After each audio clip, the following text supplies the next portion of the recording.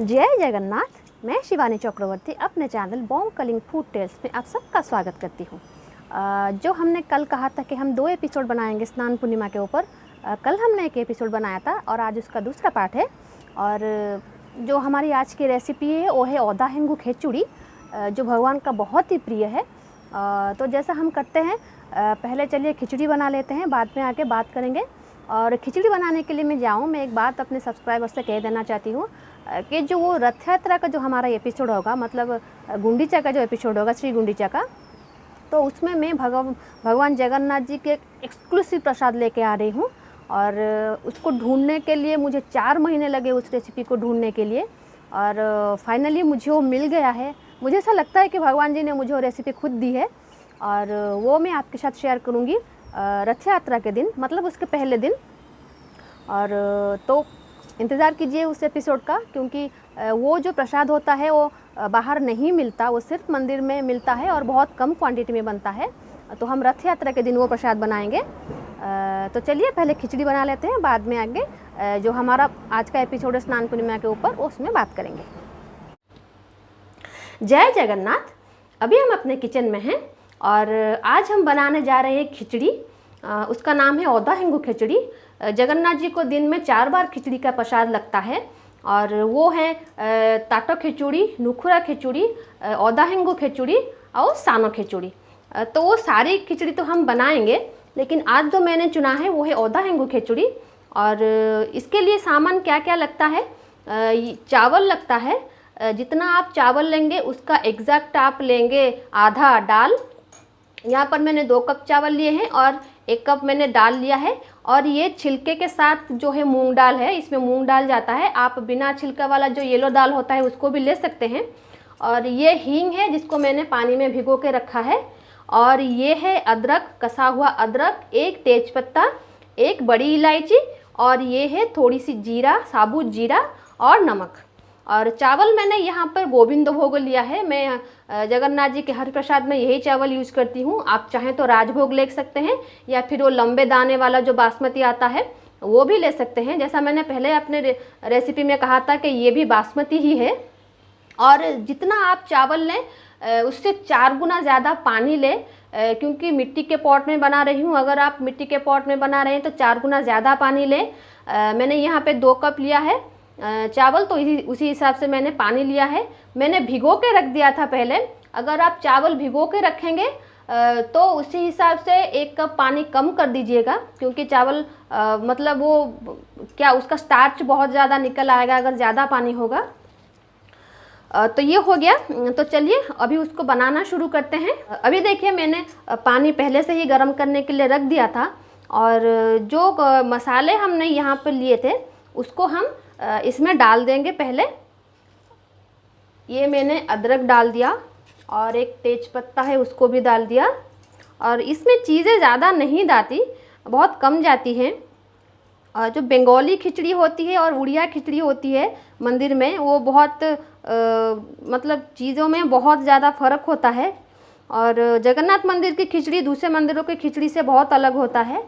ये मैंने वो जो बड़ी इलायची लिया था उसका बीज मैंने डाल दिया। और ये है जीरा, अभी हम इसको डाल देते हैं यहीं पर। और जो नमक है उसको भी हम डाल देते हैं। अभी नमक और जीरा, जो भी आप मसाले, अदरक भी आप अपने हिसाब से डालेंगे। और यहाँ पर एक चीज़ मैं दिखाना भूल गई, वो है घी। वो बाद में जाएगा, इसलिए मैंने दिखाया नहीं। वो है घी। अभी हम क्या करते हैं, जब तक इसमें देखिए एक उबाल आ गया है, अभी हमें क्या करना है, ये जो दाल मैंने लिया था उसको मैं डाल देती हूँ। छिलके वाले मूंग से स्वाद थोड़ा अलग आता है। पीली दाल में भी अच्छा फ्लेवर आएगा, स्वाद आएगा, लेकिन इसकी बात कुछ अलग है। और ये जो चावल है इसको भी हम डाल देते हैं।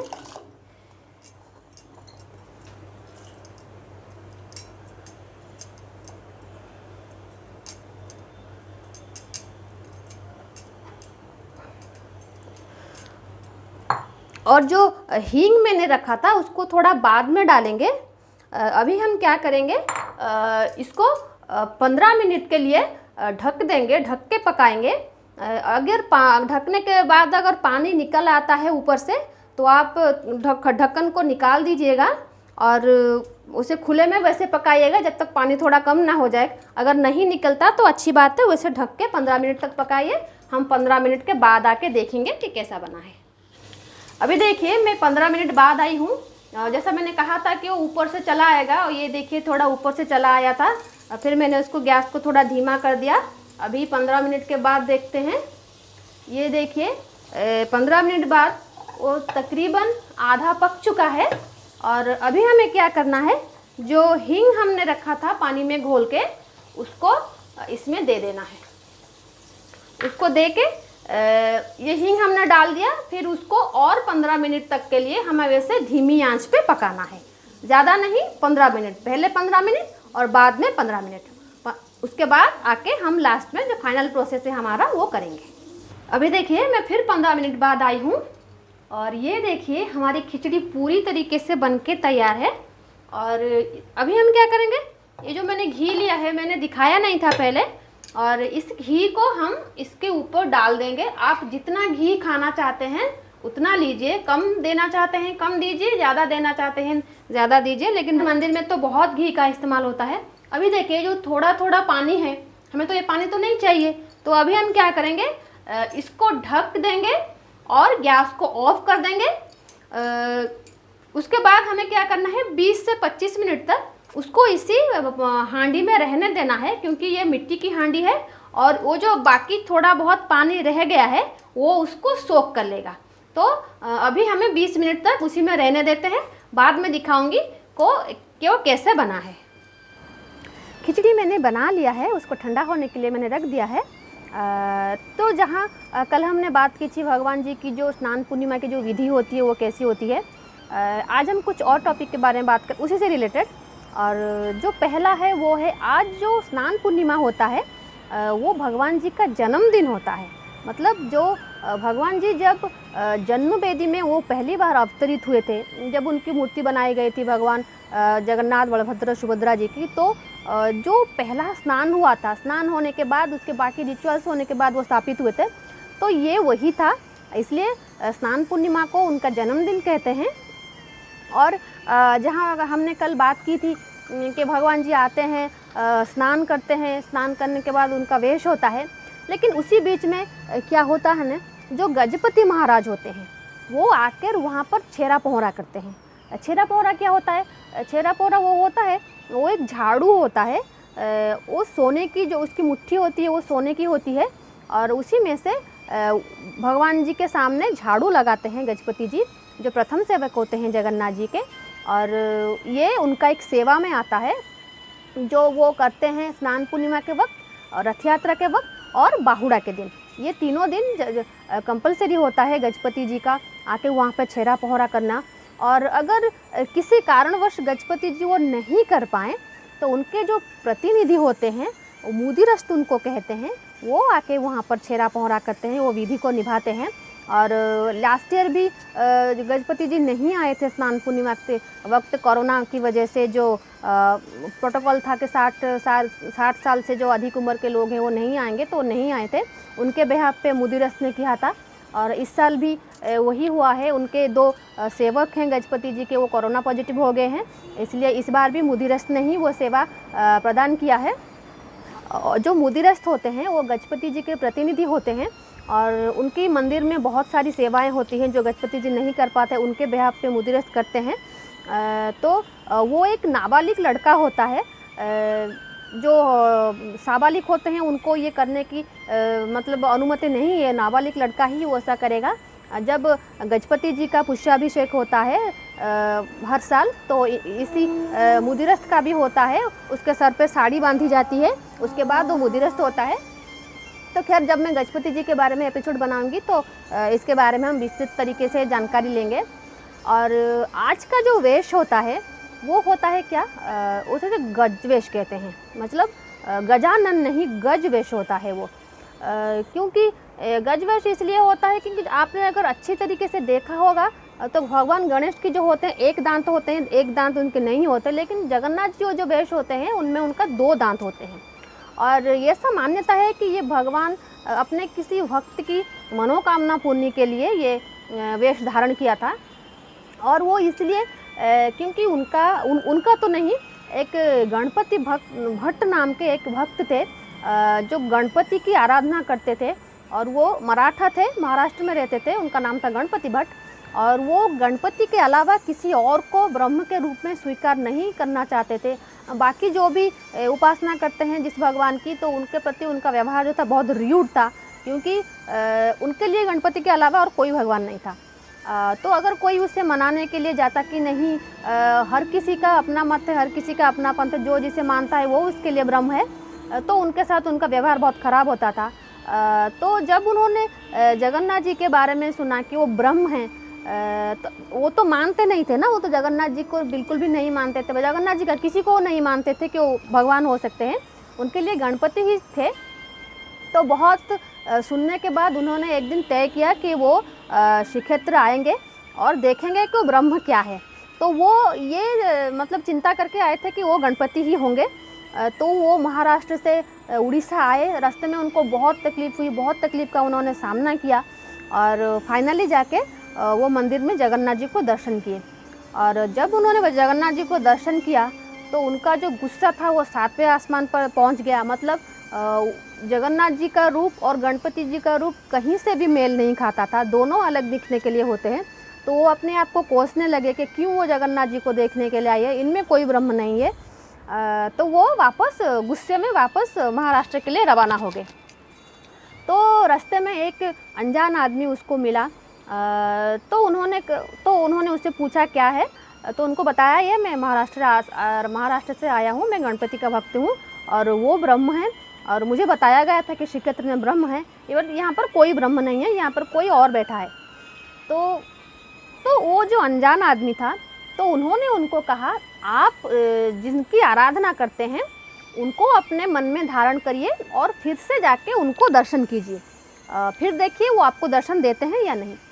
तो फिर वो वापस आए। वो जो ओठरनड़ा था, आप अगर भुवनेश्वर से जाएंगे पुरी की तरफ, रास्ते में आता है ओठरनड़ा, और अगर वहाँ पर वो अनजान आदमी उनको मिला था, तो वो ओठरनड़ा से वापस गए देखने के लिए जगन्नाथ जी को, और उन्होंने गणपति की जो उसी बीच उन्होंने गणपति जी का स्मरण करते गए, गणपति जी की जो छवि है वो अपने मन में बसा के गए, और जाके जब उन्होंने देखा तो वहाँ पर जगन्नाथ जी थे, तो उनका वो वेश हो रहा था, वो जो गजानन वेश हो रहा था। तो उस रूप में उन्होंने गणपति भट्ट को दर्शन दिया। तो उस रूप में जगन्नाथ जी को देखकर उनको बहुत अनुशोचना हुई, उन्हें अपनी गलती का एहसास हो गया। तो उन्हें पता चल गया कि जो गणेश हैं वही जगन्नाथ हैं, वही महादेव हैं, वही सब है, एकम ब्रह्म द्वितीय नास्ति, हर कोई ब्रह्म है, एक ही ब्रह्म है, उसको हम अलग हिसाब से देखते हैं। तो उन्होंने भगवान जी से माफ़ी मांगी और उस अनजान आदमी को ढूंढने के लिए निकले, जो उन्हें वापस आने के लिए परामर्श दिया था। खैर वो मिला नहीं। लोग कहते हैं कि जगन्नाथ जी खुद आए थे उनको ये बात समझाने के लिए, क्योंकि वो बहुत दूर से आए थे उनको देखने के लिए। और ये हो गया गणपति जी का बात। लेकिन लोग, ऐसा नहीं है कि गणपति भट्ट के आने से पहले गजानन वेश नहीं हो रहा था, वो गजवेश हो रहा था। लोग कहते हैं शायद भगवान ने पहले से ही वो रूप धारण करना शुरू कर दिया था, क्योंकि उन्हें लगता था कोई एक दिन उनका कोई भक्त आएगा जो कि उन्हें इसी रूप में देखना चाहेगा, इसीलिए गणपति भट्ट के आने से पहले ही मतलब वो वेश धारण करते थे। लेकिन लोग मानते थे भले ही गणपति भट्ट के आने से पहले वो वेश हो, लेकिन वो वेश गणपति भट्ट के लिए ही था, क्योंकि भगवान जी ने पहले से ही तय कर लिया था कि उनका कोई भक्त आने वाला है जो उनको इसी रूप में देखना चाहेगा। तो गणपति भट्ट ने जगन्नाथ जी को दर्शन किया और खुशी खुशी अपने राज्य वापस चले गए। और ये हो गया गजवेश के बारे में। और इस यात्रा को पतित पावन यात्रा भी बोलते हैं। ये जो स्नान पूर्णिमा की यात्रा होती है उसको पतित पावन यात्रा ही बोलते हैं। भगवान जी, उसके बाद क्या होता है, भगवान जी का सारा वहाँ पर वेश वगैरह हो गया, क्योंकि इतना पानी से उन्होंने नहाया है, बाद में उसको सर्दी लग जाएगी उनको, और फिर वो 15 दिन के लिए अनवसर घर में चले जाएंगे। और फिर मंदिर तो खैर मतलब वहाँ तो रत्न वेदी पर तो नहीं होंगे, तो दर्शन किसके होंगे। तो वहाँ पर जो पट्टचित्र होता है, पट्टचित्र में भगवान जगन्नाथ जी की जगह अनंत नारायण, भगवान बलराम जी की जगह अनंत वासुदेव और माँ सुभद्रा की जगह माँ भुवनेश्वरी की पूजा अर्चना होगी। पट्टचित्र की वो पट्टचित्र मंदिर में लगाया जाएगा। इन 15 दिनों तक जो भी रिचुअल्स जगन्नाथ जी के पास होता था वो यही पट्टचित्र रूपी भगवान के पास होगा। और बाहर जो पतित पावन है उनके पास भी, उनको भी ढक दिया जाएगा, वहाँ पर भी पट्टचित्र लगाया जाएगा। तो 15 दिन तक ये होगा। और उसके बाद क्या होगा, फिर ये जो दैता सेवायत होते हैं उनकी सेवा शुरू हो जाती है आज से। और क्योंकि वो भगवान के ज्ञाति सहोदर हैं, उनके फैमिली मेम्बर हैं, तो अगर कोई फैमिली मेम्बर बीमार पड़ता है तो अपने घर वाले ही सेवा करते हैं, तो वो सब जगन्नाथ जी की सेवा में लग जाएंगे। वैद्यराज होंगे जो उनको औषधि देंगे, और क्योंकि उनकी तबीयत ख़राब है तो उनको अन्न प्रसाद भी ज़्यादा भोग नहीं लगेगा। जो लिक्विड डाइट होगी उनके रहेंगे, जो पणा प्रसाद होता है, जो खीर होती है, वही सब उनको भोग लगेगी। और कुछ सीक्रेट रेसिपी भी होती है यहाँ पर पणा के रूप में, जो मंदिर के बाहर नहीं आता, वो उनको भोग लगेगा। और एक होता है फुलूरी तेल, और उसी तेल से उनकी मालिश होती है ताकि वो जल्दी ठीक हो जाएं। और इस तेल के बारे में बता दूं कि इस साल जो तेल लग रहा है भगवान को, वो पिछले 1 साल से मिट्टी के नीचे दबा होता है। मतलब रथ यात्रा के टाइम जब भगवान जी होते हैं अपने जन्मवेदी में, जन्मवेदी मतलब गुंडीचा घर में, उसी वक्त ये जो फुलूरी तेल होता है जो मठ प्रोवाइड कराते हैं उसको, वो कुछ जड़ी बूटियाँ जो जंगल से लाते हैं, कुछ चुनी हुई जड़ी बूटियाँ तेल के साथ और घी के साथ मिलाकर उसको मिट्टी के अंदर गाड़ देते हैं 1 साल तक। और 1 साल के बाद उसको निकाला जाता है। आज ही वो तेल निकाला जाएगा और वो मंदिर में कल से भगवान जी को उसी तेल की मालिश होगी। उसको बोलते हैं फुलूरी तेल। कभी आपने सुना होगा? ऐसा नहीं सुना होगा। तो ये 1 साल तक मिट्टी के नीचे दबा हुआ होता है, 1 साल के बाद बाहर निकलता है, जिससे भगवान की मालिश होती है ताकि वो उनकी जो सर्दी के कारण उनके बदन में जो पीड़ा होती है वो उसका निवारण हो सके। तो ये अगर आपने देखा होगा भगवान जी के जो वेश होता है, हाथी वेश जिसको बोलते हैं, गज वेश बोलते हैं, हाथी वेश बोलते हैं, और ये जो वेश होता है ना, उनको एक मठ प्रोवाइड कराते हैं, वो है राघव दास मठ और गोपाल तीर्थ मठ। राघव दास मठ जिसको प्रोवाइड कराते हैं और उसको माँ सुभद्रा को लागी होता है, और गोपाल तीर्थ मठ जो प्रोवाइड कराते हैं वो जगन्नाथ जी बलभद्र जी को लागी होता है। और ये जो पट्टचित्र होता है वो भी राघव दास मठ ही प्रोवाइड कराते हैं। और मठों की जगन्नाथ संस्कृति में बहुत अहमियत है। हर दिन की पूजा अर्चना में और विशेष पर्व में भी मठों का योगदान बहुत होता है। बहुत सारी चीज़ें होती हैं वो जो प्रोवाइड कराते हैं। और वो जो टाहिया होता है, मैंने कल कहा था, जिसमें तुलसी होता है और दुर्बा दल होता है और शोल के फ्लावर होते हैं और जरी होती है, और वो टाहिया राघवदास मठ ही प्रोवाइड कराता है। सुबह सुबह सब चले आते हैं वो चीज़ को लेकर। और आज सुबह उठ के भगवान जी के दर्शन हो गए, बहुत अच्छा दिन गया आज का। तो आई होप आज का ये एपिसोड आपको अच्छा लगा होगा। और तो कल हम बात करेंगे भगवान अलारनाथ जी की, क्योंकि ये जो पीरियड है अनवसर का, इसमें तो भगवान जी के दर्शन नहीं हो सकते मंदिर में। तो लोग कहाँ जाएंगे? या तो पट्टिदियों को दर्शन करेंगे, या फिर इसी 15 दिन भगवान अलवरनाथ या फिर अलारनाथ जो है उनके दर्शन होंगे, जो ब्रह्मगिरी में है। ये 15 दिन में अगर आप अलारनाथ जी के दर्शन करेंगे तो जगन्नाथ जी के दर्शन का आपको पुण्य प्राप्त होगा। तो उनके बारे में हम कल बात करेंगे, और उनका जो प्रसिद्ध प्रसाद है वो भी कल हम बनाएंगे। तो ये था आज का एपिसोड। चल के देख लेते हैं हमारी खिचड़ी ठीक ठाक बनी है कि नहीं।